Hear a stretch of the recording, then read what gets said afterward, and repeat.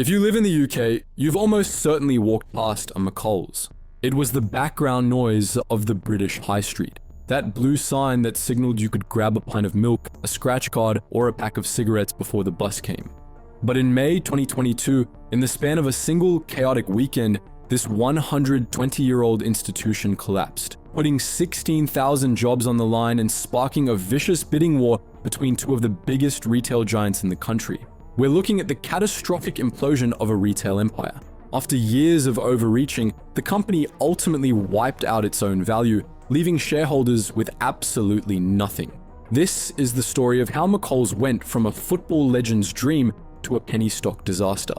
To really feel the weight of this collapse, we have to look at just how massive McColl's actually was. At its height, this beast had over 1,100 locations. It was generating revenues of over £1 billion. It was one of the largest operators of its kind in the entire United Kingdom. If you needed a newspaper in a sleepy village or a chocolate bar in a busy city centre, McColl's was the default place. But while it looked stable on the outside, the foundation had been rotting away for years, fueled by bad bets, terrible timing, and an identity crisis that no amount of rebranding could fix. Let's rewind the clock all the way back to the beginning. The R.S. McColl's story begins in 1901 when it was founded by Robert Smith McColl, a Scottish football icon who banged in goals for Rangers, Newcastle United, and the Scottish national team. Experts say he'd be valued at about £30 million if he were playing today. Robert took his signing-on bonus from Newcastle and poured it into a modest business venture, opening a sweet shop in Glasgow with his brother Tom. That modest business venture survived the Great Depression, 2 world wars, and the complete transformation of British society. For over a century, R.S. McColl was the place you went for CTN, confectionery, tobacco, and news. That was the holy trinity of the business model.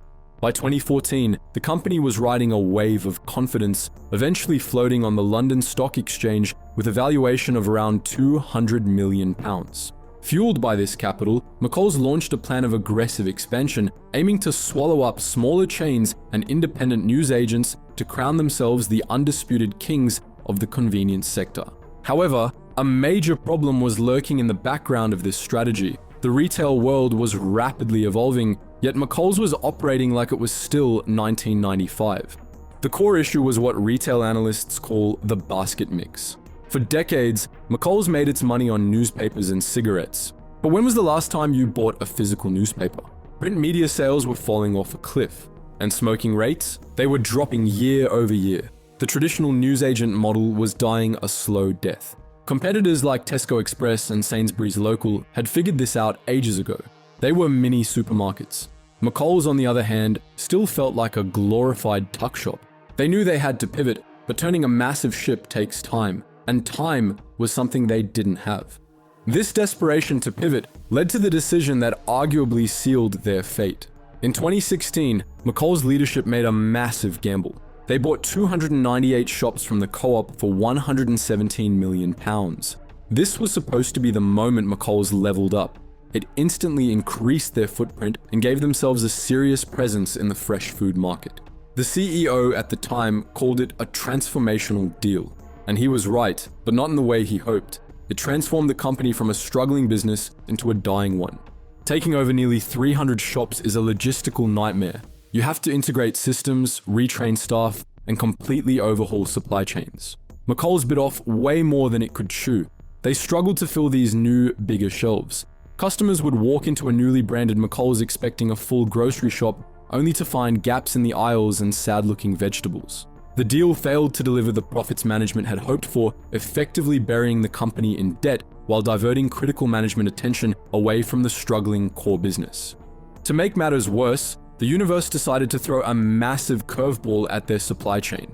In 2017, a company called Palmer and Harvey, the wholesale giant that supplied tobacco and chilled goods to practically every corner shop in the UK, including McColl's, collapsed into administration. Suddenly, McColl's couldn't get stock.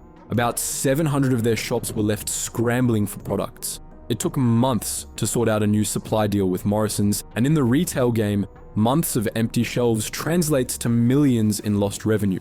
By 2018, the partnership with Morrison's was serving as a potential lifeline that would see McColl's stocking the supermarket's Safeway range. but the actual execution fell flat. The sluggish rollout and muddled branding left customers baffled, unsure if they were stepping into a legacy newsagent or a mini supermarket. To make matters worse, the massive debt pile from the 2016 co-op deal continued to accrue interest in the background, draining cash reserves and sending the share price into a relentless slide. Then came the pandemic. For almost every other convenience chain, COVID-19 was actually a gold rush. We were all locked in our houses. We couldn't go to restaurants, and we were terrified of big, crowded hypermarkets. Local convenience stores saw sales skyrocket. McColl's did see a sales bump. Revenues went up temporarily, but they failed to capitalize on it. Why? Because their supply chain was still fragile. They couldn't keep key items in stock as well as the bigger players. Plus, their prices were generally higher. So, while competitors used the pandemic profits to pay down debt and invest in technology, McColl's just treaded water.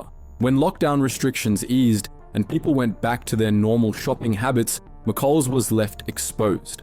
The sugar rush of pandemic spending faded, but the debt mountain remained.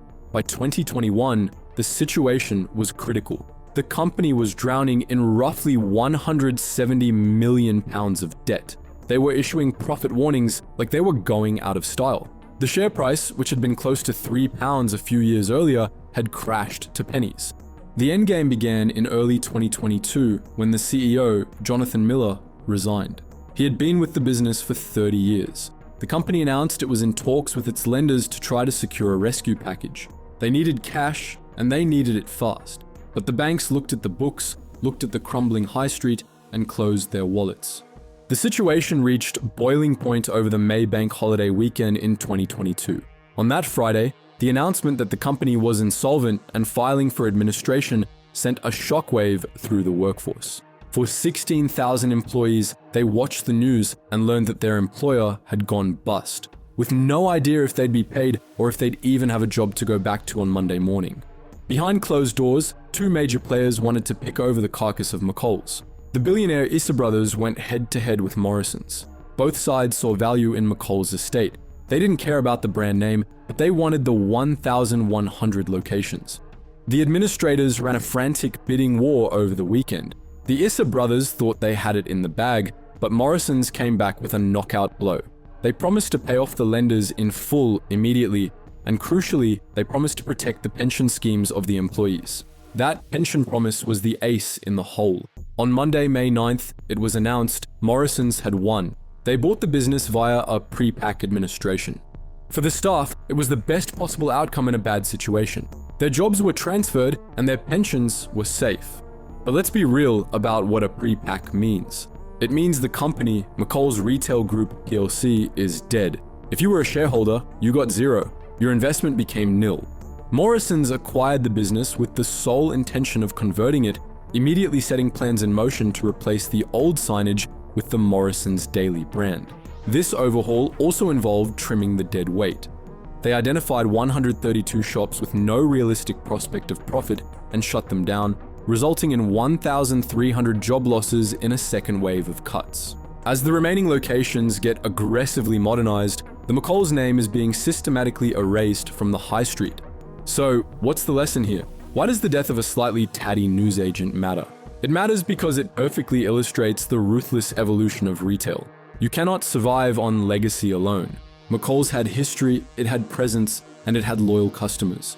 But it didn't have a viable business model for the 2020s. But what do you reckon?